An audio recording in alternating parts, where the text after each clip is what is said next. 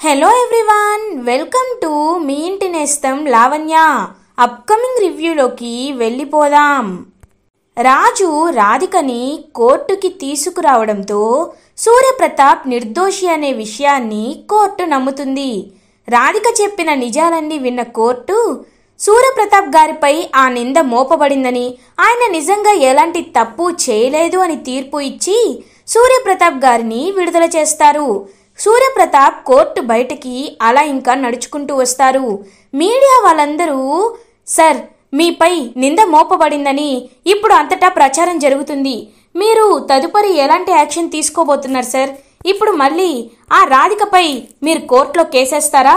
తనకి మీరు ఎలాంటి శిక్ష వేయబోతున్నారు? మీరు సీఎంగా రాజీనామా చేసిన తర్వాత పార్టీలో కలతలు రేగుతున్నాయి, మరి తరువాత సీఎం ఎవరు? లేకపోతే మీరే సీఎంగా కంటిన్యూ చేస్తారా అని చెప్పి ఇంకా క్వశ్చన్స్ మీద క్వశ్చన్స్ అయితే అడుగుతూ ఉంటారనమాట మీడియా వాళ్ళందరూ.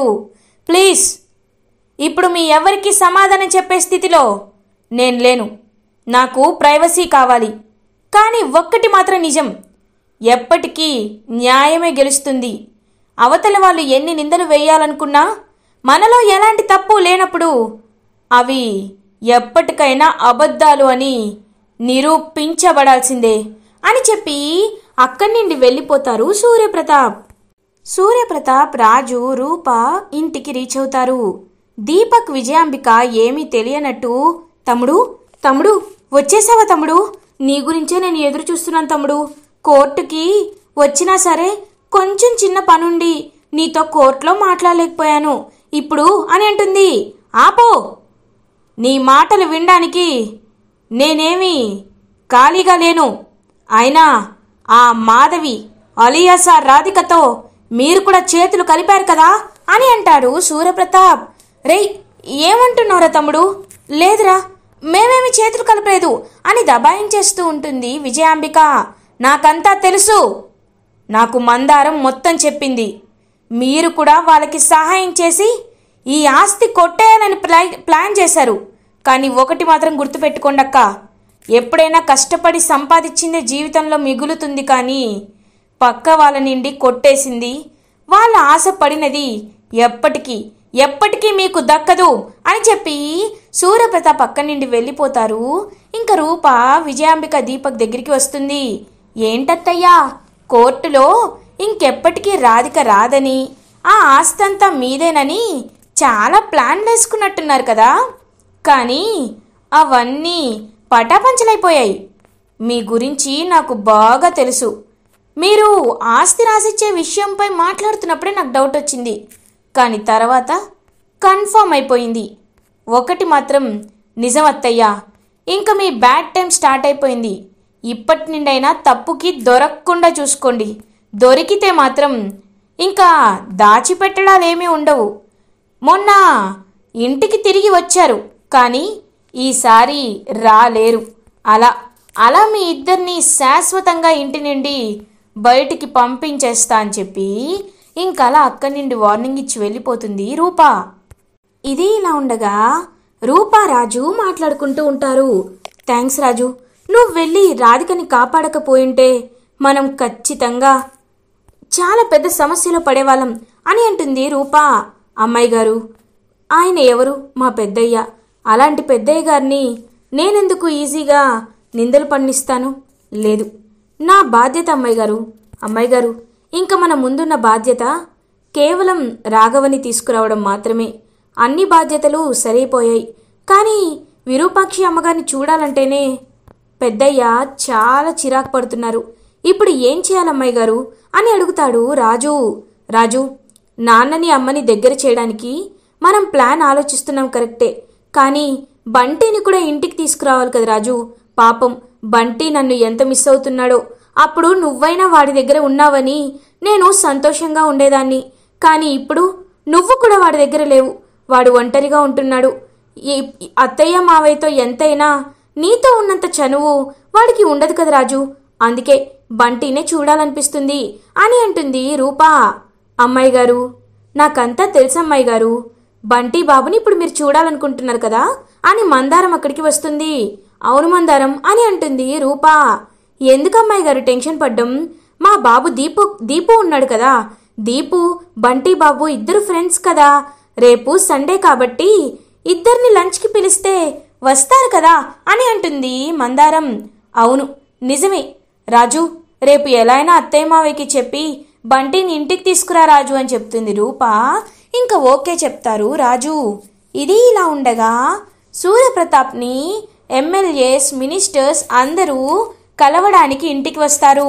సూర్యప్రతాప్ గారు, మీ గురించి మాకు ముందే తెలుసండి, ఎందుకంటే మీరు నిజాయితీకి పెట్టింది పేరు, నిప్పు మీరు, అలాంటి మీపై నిందలు వేయడం ఏంటా అని మేము ఎవరైతే ఇంక నిందించారో, ఫస్ట్ ఎవరైతే సూర్యప్రతాప్ని దూరం పెట్టారో వాళ్ళే వచ్చి ఇలా మాట్లాడుతూ ఉంటారనమాట. అదంతా విన్నా సూర్యప్రతాప్, చూడండి ఇప్పుడు మీరు ఎంతలా కవర్ చేసుకున్నా ఎవరి నిజస్వరూపం ఏంటి అనేది నాకు తెలిసింది. ఒకందుకు ఇది నా దురదృష్టం వల్లే జరిగింది అనుకోవచ్చు, కానీ ఒకవైపు చెప్పాలంటే ఎవరు ఎలాంటి వారో, అసలు ఏం చేస్తున్నారో నాకు అర్థమైంది. ఇది ప్రమాణ స్వీకారం జరగక ముందే వచ్చింది కాబట్టి నేను మంత్రులని, ఉపమంత్రులని ఎవరిని చెయ్యాలి అనే విషయాన్ని అర్థం చేసుకున్నాను అని అంటారు సూర్యప్రతాప్. సూర్యప్రతాప్ గారు, అంటే మీరింకా సీఎంగా మళ్ళీ పదవి తీసుకున్నట్టే కదా అని అంటారు. లేదు, నేను సీఎంగా కొనసాగాలి అనుకోవటం లేదు. ఎందుకంటే ఈ సీఎం పదవి నాకు ఒక చేదు అనుభవాన్ని మిగిల్చింది. ఈ అనుభవాన్ని నుండి బయటపడడానికి నాకు చాలా సమయం పడుతుంది. కాబట్టి నాలాంటి ఒక సమర్థవంతురాలనే సీఎం పదవికి నేను సజెస్ట్ చేస్తాను అని అంటారు సూర్యప్రతాప్. సార్, మనకి హైకమాండ్ నుండి కూడా చాలా ప్రెజర్ వస్తుంది, మీరు రేపే ఎవరో అనౌన్స్ చేయాలి అని అంటారు. తప్పకుండా చేస్తాను, మీరు వెళ్ళిరండి అని చెప్పి ఇంకా ఆలోచిస్తూ ఉంటారు ఎవరిని సీఎం చేయాలా అని సూర్యప్రతాప్. ఇది ఇలా ఉండగా మార్నింగ్ అవుతుంది. సూర్యప్రతాప్ అటు ఇటు తిరుగుతూ రూపం దగ్గర కూడా వెళ్తారు. రూపా, ఇవాళ నేను ముఖ్యమంత్రి ఎవరు, నేను కాకుండా నా తదుపరి ముఖ్యమంత్రి ఎవరు అనే విషయాన్ని అందరి ముందు చెప్పాలి అనుకుంటున్నాను. మీ అమ్మని కూడా రమ్మని చెప్పు అని అంటారు. నాన్న, సరే నాన్న అని చెప్పి పాపం వెంటనే విరూపాక్షికి కాల్ చేస్తుంది రూప. అమ్మ, నాన్న నిన్ను అర్జెంటుగా ఇంటికి రమ్మంటున్నారు అని చెప్తుంది. ఇంక పాపం విరూపాక్షి కూడా బయలుదేరుతుంది. ఇంకలా బయలుదేరేసరికి సూర్యప్రతాప్ మైక్లో అనౌన్స్ చేస్తూ ఉంటారు. చాలామంది ముఖ్యమంత్రి పదవి కోసం ఆశపడుతున్నారు. పదవిలోకి వచ్చిన తర్వాత ప్రజల్ని పట్టించుకోకుండా ఎవరి స్వార్థం వాళ్ళు చూసుకుంటారు. అది మన పార్టీ అయినా ఆపోజిషన్ పార్టీ అయినా. కానీ ఒకటి మాత్రం నిజం, నిస్వార్థంగా ప్రజలకి సేవ చేయాలని నిరంతరం అంకితభావం ఉన్న వాళ్ళని మాత్రమే నేను సీఎం పదవికి అర్హులు అని అనుకుంటాను. వాళ్ళని మాత్రమే నేను సజెస్ట్ చేస్తాను. కాబట్టి ఇప్పుడు నేను ముఖ్యమంత్రిగా సజెస్ట్ చేస్తున్న వ్యక్తి ఎవరో కాదు, విరూపాక్షి అని అంటారు సూర్యప్రతాప్. ఒక్కసారిగా షాక్ అయిపోతుందనమాట విరూపాక్షి. రాజు, రూప, విజయాంబిక కూడా ఇంకలా షాక్లో ఉండిపోతారు. ఇంకలా తనైతే చూస్తూ ఉంటారు. అమ్మా, అమ్మా, నాన్న, నాన్న నిన్ను సీఎం చేయాలనుకుంటున్నారమ్మా అని చెప్పి హ్యాపీగా చెప్తుందనమాట రూప. సూర్య, వద్దు సూర్య, వద్దు, నాకు ఇలాంటి పదవులేమీ వద్దు, నేను వీటిపై ఎప్పుడూ ఆశ పడలేదు సూర్య అని అంటారు. కానీ చూడు విరూపాక్షి, నేను ఎందుకు నిన్నే దీనికి అర్హురాలివి అని చెప్తున్నాను అంటే కారణం ఉంది. నువ్వు నిస్వార్థంగా ఎవరి సమస్యలు వాళ్ళకి తీర్చేస్తావు. పథకాల అమలు కానీ, హామీల విషయంలో మాట నిలబెట్టుకోవడం కానీ అన్నీ నువ్వు తప్పకుండా నెరవేరుస్తావనే నిన్ను టెంపరరీ సీఎంగా నేను అపాయింట్ చేస్తున్నాను. అందరూ విరూపాక్షి మాటే వినాలి అని చెప్పి అక్కడి నుండి వెళ్ళిపోతారు. విరూపాక్షి సీఎంగా అనౌన్స్ చేసి సూర్యప్రతాప్. ఇంకా విరూపాక్షి అయితే చాలా హ్యాపీగా ఫీల్ అవుతుంది. విజయాంబిక, మమ్మీ, ఏంటి మమ్మీ ఇది, అయినా ఇప్పుడు అత్తయ్య సీఎం అయిందంటే ఇంకా మనకి ఎలాంటి ఛాన్స్ ఉండదు మమ్మీ అని అంటాడు దీపక్. రే దీపక్, నేను అసలే చాలా షాక్లో ఉన్నాన్రా, నువ్వు మళ్ళీ నన్ను టెన్షన్ పెట్టద్దు అని అంటుంది. కానీ నాకు ఒకటి అర్థం కావట్లేదు. ఎప్పుడు విరూపాక్షిని చూసి కస్సుబుస్సు అంటాడు కదా, అలాంటిది ఇప్పుడు సీఎం చేశాడంటే ఇంకా తమ్ముడి మనసులో విరూపాక్షి ఉందిరా. ఎలా అయినా దాన్ని బయట పెట్టాలి అని ఒక క్రూయల్ ప్లాన్ వేసుకుంటూ ఉంటుంది విజయాంబిక. ఇది ఇలా ఉండగా బంటి ఇంటికి రీచ్ అవుతాడు. ఇంకా రాజు రూప ఎప్పుడెప్పుడు బంటి వస్తాడా అని వెయిట్ చేస్తూ ఉంటే బంటి అమ్మా అని చెప్పి పరిగెత్తుకుంటూ ఇంకలా తన దగ్గరికైతే రూప దగ్గరికైతే వస్తారనమాట. ఇంకా రూప బంటి నాన్న ఎలా ఉన్నావు నాన్న అని అడుగుతుంది రూప. నేను బాగున్నానమ్మా, కానీ నువ్వు నాన్న ఇద్దరూ లేరు కదా, అందుకే అందుకే మీ గురించే ఎదురు చూస్తున్నాను అని చెప్పి పాపం ఇంకా అలా చూస్తూ ఉంటుందన్నమాట. బంటి చూస్తూ ఉంటాడు.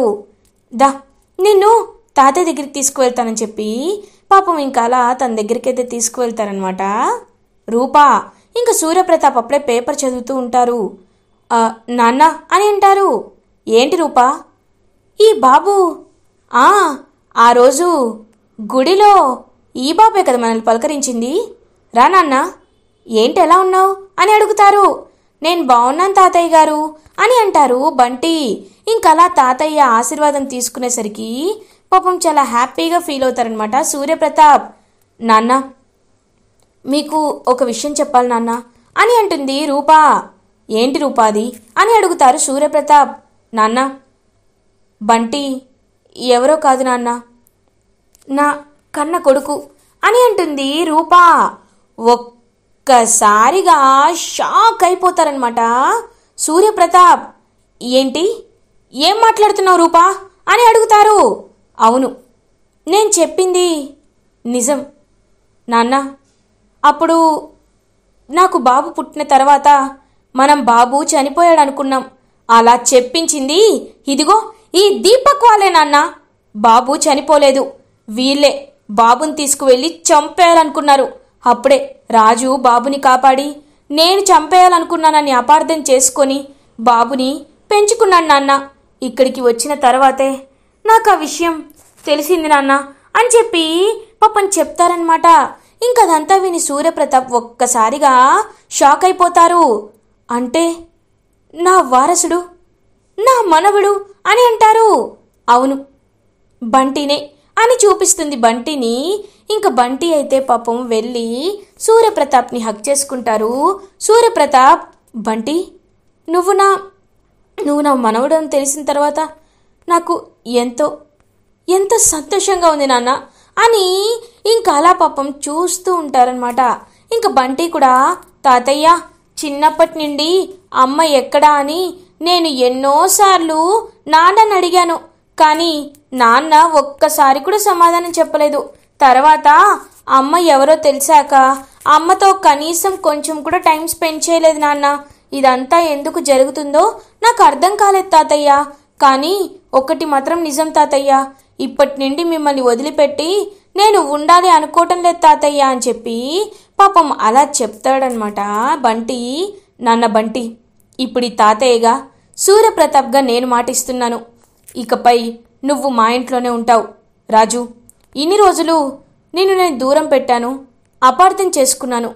కానీ ఒకటి మాత్రం నిజం, నువ్వు ఎప్పుడు నన్ను కాపాడుతూనే ఉన్నావు రాజు. మందారం దగ్గర నుండి కానీ, అదే రాధిక దగ్గర నుండి కానీ, వేరే వాళ్ళ దగ్గర నుండి కానీ, అందరి దగ్గర నుండి నువ్వు నన్ను చాలా వరకు కాపాడుతూ ఉన్నావు. నీకు థ్యాంక్స్ అనే పదం చాలా చిన్నదవుతుంది రాజు. అందుకే అని చెప్పి పాపం అలా ఇంకా రాజుని హక్ చేసుకుంటారనమాట సూర్యప్రతాప్. ఇంకా రాజు, పెద్దయ్యా నేను ఎప్పటికీ మీ రక్షకున్నే పెద్దయ్యా అని చెప్పి ఇంకా హ్యాపీగా ఫీల్ అవుతారు. అయితే రేపే ఒక ఘనమైన పార్టీని అరేంజ్ చేస్తున్నాం. రేపు బంటిని నా వారసుడిగా ప్రకటిస్తున్నానని చెప్పి ఇంకా అలా చెప్తారనమాట సూర్యప్రతాప్. ఇదంతా విన్న దీపక్ అండ్ విజయాంబిక ఇద్దరు చాలా కోపంగా జీవన్ దగ్గరికి వెళ్తారు. ఇంకా జీవన్ దగ్గరికి వెళ్ళి జీవన్, సారీ జీవన్ అని అంటారు. ఏంటి మీకు అసలు కొంచెమైనా బుద్ధి ఉందా? ఎందుకు వచ్చారు నా దగ్గరికి అని గట్టిగా అరుస్తాడు. అయ్యో కోప్పడకు జీవన్, అయినా మా బాధ మాది, నీ బాధ నీది. నువ్వు ఎంతైనా అర్థం చేసుకోవాలి కదా, మీకు సహాయం చేసేది కూడా మేమే కదా. నువ్వు జైల్లో ఉంటావని అనుకోలేదు జీవన్, కానీ ఒకటి మాత్రం నిజం జీవన్, ఎలా అయినా సూర్యప్రతాప్ ఫ్యామిలీని దెబ్బ కొట్టాలనుకున్నాం కదా, ఆ దెబ్బ కొట్టే ఆలోచన ఇప్పుడే మాకు ఒక ప్లాన్ వచ్చింది, అందుకే నీ దగ్గరికి వచ్చామని చెప్తారు. ఏంటది అని అడుగుతాడు జీవన్. ఆ బంటి రూపారాజుల కొడుకేనని సూర్యప్రతాప్కి చెప్పేశారు. ఇప్పుడు నువ్వు కూడా జైల్లోనే ఉన్నావు కాబట్టి రాఘవని ఎలా అయినా వెతకాలని వాళ్ళు ప్రయత్నిస్తున్నారు. సూర్యప్రతాప్ ఉబ్బి తబ్బిబ్బైపోయి ఎలా అయినా నేను రేపు నా వారసుడిగా బంటిని ప్రకటిస్తానని అందరి ముందు చెప్తాను అని చెప్తున్నాడు. ఒకవేళ అదే జరిగితే మాత్రం ఇంకేమీ లేదు జీవన్ అని అంటుంది విజయాంబిక. కరెక్టే, కానీ నేనేం చేయగలను? చూడండి, నా దగ్గర ఒక ప్లాన్ ఉంది. ఆ ప్లాన్ అమలు చేస్తే ఖచ్చితంగా సూర్యప్రతాప్ మాత్రం పైకి పోవడం ఖాయం. అతన్ని ఎదురుపడి దెబ్బ కొట్టలేకపోతున్నాం కాబట్టి ఏదో ఒకటి ప్లాన్ చేయాలి అని చెప్పి ఇంకా ఆలోచిస్తూ ఉంటారు జీవన్, విజయాంబిక, దీపక్. ఇది ఇలా ఉండగా మార్నింగ్ అవుతుంది. ఇంకా సూర్యప్రతాప్ ఇంట్లో అయితే బంటిని వారసుడిగా ప్రకటించే సెలబ్రేషన్స్ అయితే జరుగుతూ ఉంటాయి. ఇంకా అదంతా చూసి హ్యాపీగా ఫీల్ అవుతారనమాట. అందరూ ఇంకా పార్టీకి వస్తారు. మీ అందరికీ నేను ఒక విషయాన్ని అనౌన్స్ చెయ్యాలి అనుకుంటున్నాను. బంటి ఈ బాబు ఎవరో కాదు, సూర్యప్రతాప్ వారసుడు. నా కూతురు రూపకి పుట్టిన సంతానం. ఇతన్ని నా తరువాతి వారసుడిగా ప్రకటిస్తున్నాను అని చెప్పి ఇంకందరి ముందు చెప్పేసరికి అందరూ క్లాప్స్ కొడుతూ ఉంటారు. అదంతా ఇంకా లైవ్లో చూస్తూ జీవన్ అయితే కోపంతో రగిలిపోతూ ఉంటాడు. ఇలా ఎపిసోడ్ ఎండ్ అవుతుంది.